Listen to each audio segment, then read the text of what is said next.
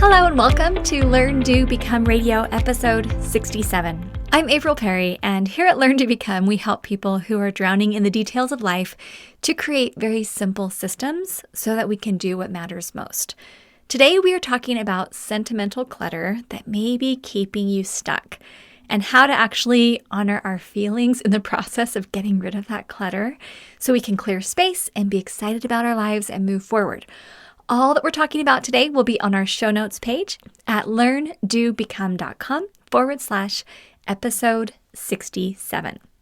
So I have heard so many people say, I have a hard time letting go of things. I know I want to. I know I need to. I just don't know how to give myself that permission to let go. Now, there's a lot that goes into this, but today we're talking about those feelings that are keeping us from getting rid of stuff that we really aren't using and that we really don't want, and those things that really are not adding to our lives. Whenever you feel anxious or angry or guilty or have any other negative emotion, you don't want to simply say, hey, don't worry about it, just let it go. If someone were to say that to you, you'd feel pretty upset because each of us have reasons, and really good reasons, to hold on to those feelings. So what we often consider to be negative feelings or thoughts are in fact a reflection of our values. This is something that I have learned as I've studied cognitive behavioral therapy, and I love it because it helps me realize that when I'm stressed out about something, there's a good reason. And then I'm not blaming myself or feeling guilty or feeling frustrated. So recognizing and acknowledging these deeper values is a deep form of empathy and compassion for ourselves, and it helps reduce that internal conflict that we feel when we're suffering emotionally. All right, so how does this relate to decluttering? When our physical clutter brings up those strong emotions, it is essential to honor the parts of you that want to keep those items. You don't have to get rid of the feelings. You simply work to dial them down. Just the other day, I was going through some mood logs with Eric, and I was showing him what was causing me to feel stress. And one of the questions that I learned from Dr. David Burns, who's the author of Feeling Good and When Panic Attacks, he's so good. I've spoken before about him, how I feel like he's my psychiatrist in my pocket. I listen to his Feeling Good podcast all the time. But he's taught me that when you look at all those negative feelings, you first ask, what do these feelings show that's good about me? Same thing with physical clutter. When you see something and you're stressed out about giving it away, we want to ask, okay, well, what is this showing that is really good about me? So we're going to walk through a really simple 3-step process. I love putting these things in little steps, so it's easy for our minds to, wrap themselves around it. But we're going to go through the process of what it actually looks like. So imagine yourself sitting in a cluttered room full of things that really matter to you, that you just don't want to get rid of, but you also don't want to keep. Okay. So number 1, we're going to identify the situation. Maybe you've just inherited a house full of stuff from a parent who passed away. This happens all the time with members of our community because the world is constantly changing. People are born, people pass on, and we end up inheriting a lot or having a lot that we need to manage. Or you might just have boxes and boxes of stuff that you never unpacked from a move that happened several years ago, okay? Or there might be clutter that has built up as a family crisis took the forefront in your life. So first, let's just identify, what is the situation? Where am I? What is it that's overwhelming me? Okay, so that should be fairly simple to identify. Then we go to number 2. What are the reasons you're holding on to the clutter? What does it represent? And then I encourage you to literally get a piece of paper or open up a digital note, write it down. Here's just a couple examples. One is, I just want to get rid of all of it. But if I get rid of all of it, I'm giving away my love for my parents. Oh my goodness. For example, when my mom passed away, my sisters and I were cleaning out her closet. And there were a lot of old bags and old clothes and just stuff that my mom had collected or kept. And most of it was things I would never wear. And I thought they were wonderful, like the dress my mom wore on my wedding day. Oh, all these things that were really nice and represented some amazing memories. but things that really didn't make sense for me to keep. Maybe they were really old or kind of worn out or didn't really smell very good or, the fabric was kind of falling apart and it just wouldn't make sense for me to keep it. But as I realized that those items bring up memories, but those items don't represent all of my love. Okay. Another one, a box of baby supplies represents my wish that I could have another child. How hard that is, right? Or there might be things like in the podcast I recorded with Julie Morgenstern, she talked about all of these cookbooks that she had. She was holding on to the cookbooks because it represented her desire to cook and prepare awesome meals. But as a single mother, that just didn't happen. Or you might have a bunch of tools in your garage because you thought, I'm going to do woodworking and I'm going to have all kinds of time. But you actually don't even enjoy woodworking and you don't even want to do it, right? Okay, so we want to just look at that clutter and then write down, what does this represent to me? What are my thoughts? So when you can really figure out the love or the memories or what you wish you could have been or had or done, it's really helpful to see that on paper or in a digital note. And then step 3, consider ways to dial down how much room this clutter takes in your life. Now, the key here are the words dial down. You're still holding on to the things that represent the best of those experiences, that person or that memory, but you're not holding on to all of it. So that way you get to keep the beauty, but get rid of the overwhelm. Because it doesn't serve anybody for me to take everything in my mom's closet and just hold it in my closet or put it in my living room or keep it in my garage and not be able to park my car in there. That's not helping anyone, right? So we asked our Steps to Everyday Productivity, our STEP community, what they do when they have sentimental stuff, clutter, right? Things that they want to release from their life. First thing is take pictures of those sentimental items and create a collage or a photo book that you can display in their place. Or you could put the pictures into Evernote or onto an Instagram account. It could be private or public, where you can view them from anywhere on your phone. Now, I actually did this when I was cleaning out my mom's closet and I found the dress that she wore on my wedding day. I asked one of my sisters, hey, could you just take a picture of me holding this dress? So I held the dress up and smiled at the camera and took a picture with it. Now I have that saved and I just have that on my hard drive. I have all my photos organized by month and I know when she passed away. So if I ever want to go look at that picture, I could find it in 30 seconds.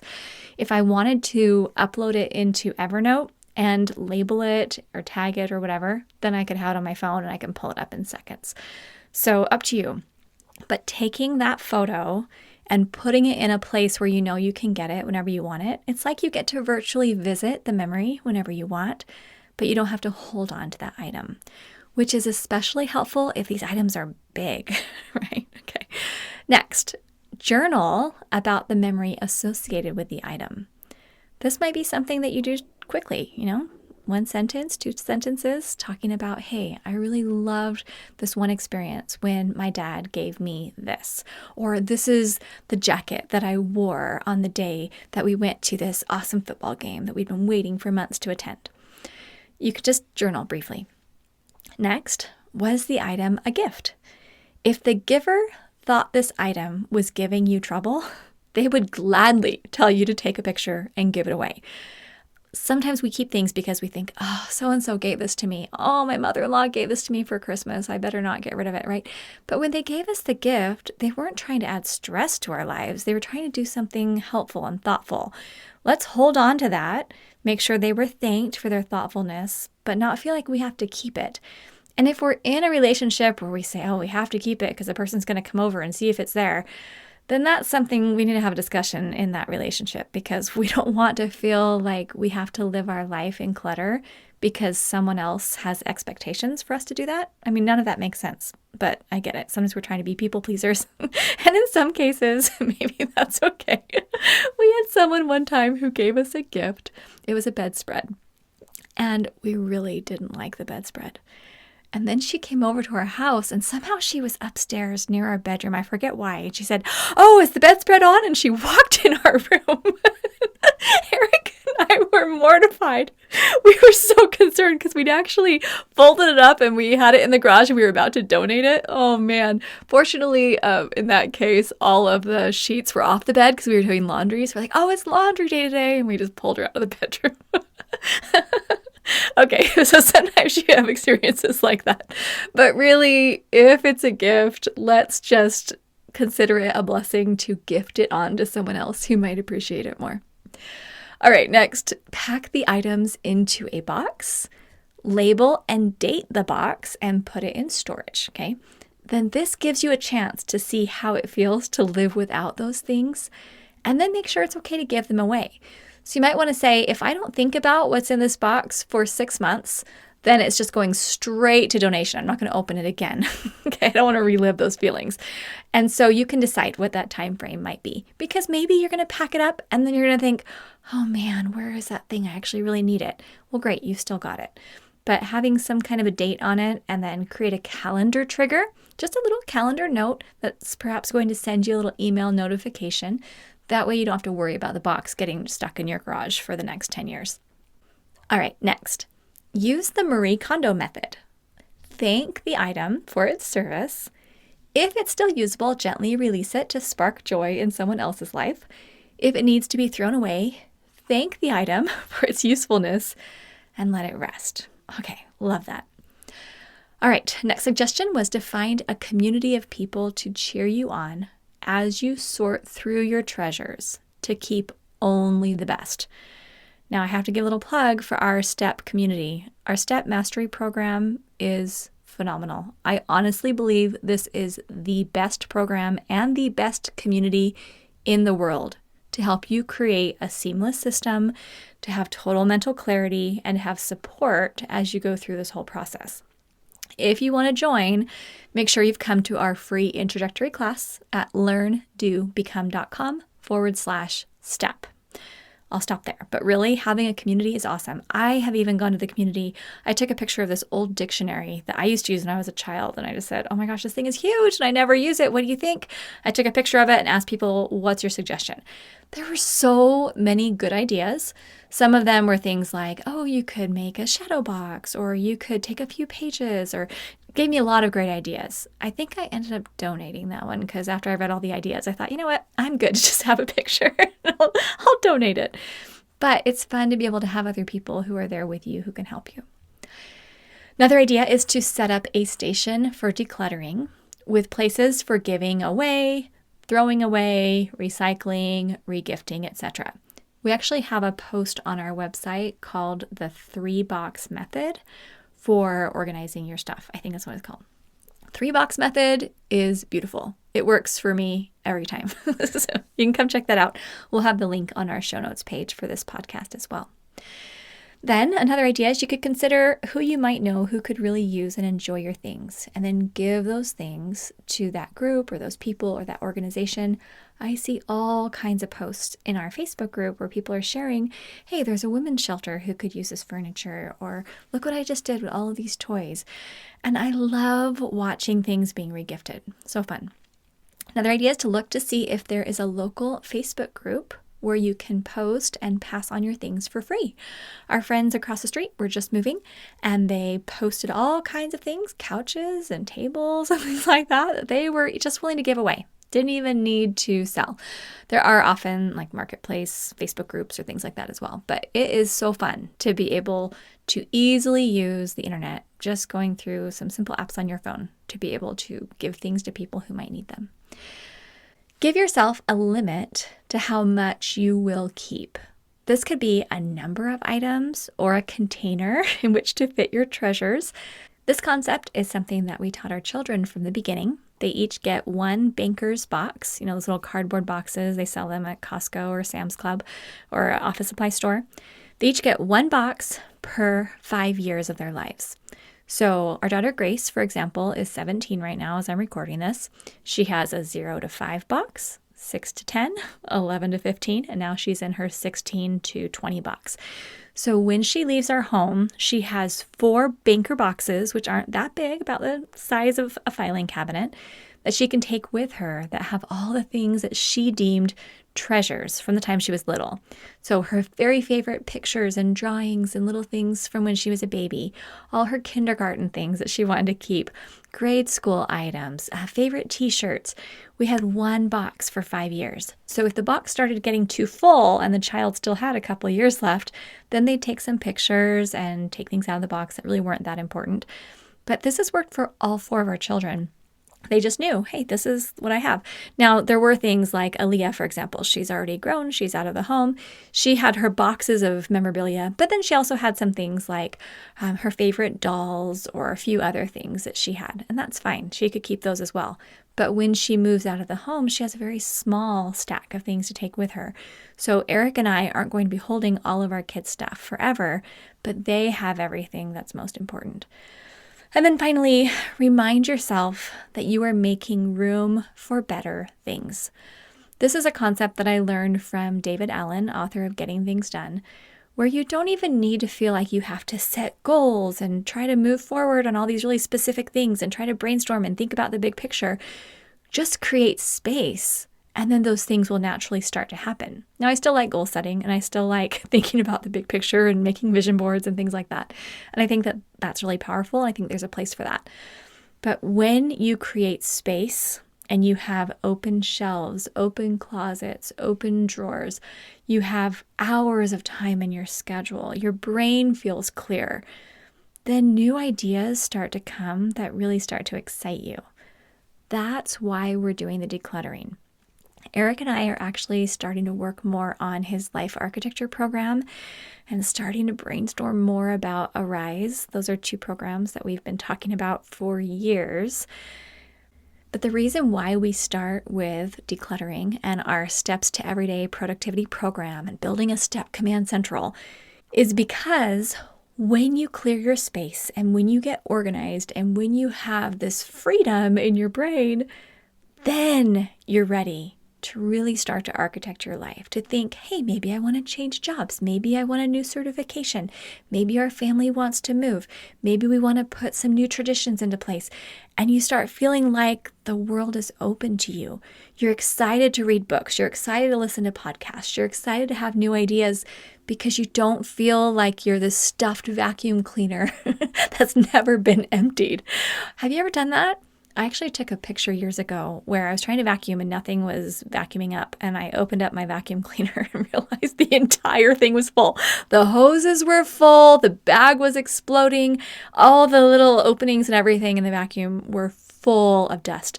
So I spent probably an hour, I think, as my kids are, playing. I'm over on the carpet with newspapers all laid out and I'm just emptying this vacuum. I'm out in the backyard shaking out all the dust. And as soon as I got that vacuum cleaner totally clear, it was cleaning and picking up beautifully. I think of our minds like that. Most people are going through life and they're already full. They've either inherited items or collected items or filled their schedules or just they're surrounded by lists and papers and stuff. And then they're wondering why they're so stressed out when new ideas come to them or when a problem approaches and they realize, oh man, I've got to do this. Oh, now I've got to do this. And then they live in constant stress. And I know that very clearly because I grew up watching my mom go through that. And I grew up living like that. And I was like that for years when Eric and I first got married. That is not a way to live. That is a way to feel stressed. So if you're ready to take our Learn, Do, Become challenge, I want you to take a few minutes to identify your situation and write down what your sentimental things represent to you. Then choose one of the ideas that have been shared in this podcast or go to our show notes page, learndobecome.com/episode 67, and pick something that will help you declutter. Then if you're feeling brave, I want you to share your struggles, commitments, and or successes in the comments on this podcast. We love to hear what's working for you. We have hundreds of thousands of people here at Learn, Do, Become. You are not alone. And you might feel like everybody else on social media has it all together and everyone's kitchen is awesome and everyone's pantry is perfectly beautiful. Ours is not, I will tell you. We're super normal. But you don't need to feel overwhelmed by the clutter come to our show notes page for more details and links. If you have not yet attended our free class, go to learndobecome.com/step. We are here for you to help you to architect this life of excellence. I'm thrilled for you. And I can't tell you what it does for me to have a clear desk and emails at zero and a short list and big visions and big dreams. We're here to support you in doing the same. Okay, we'll see you soon at learndobecome.com.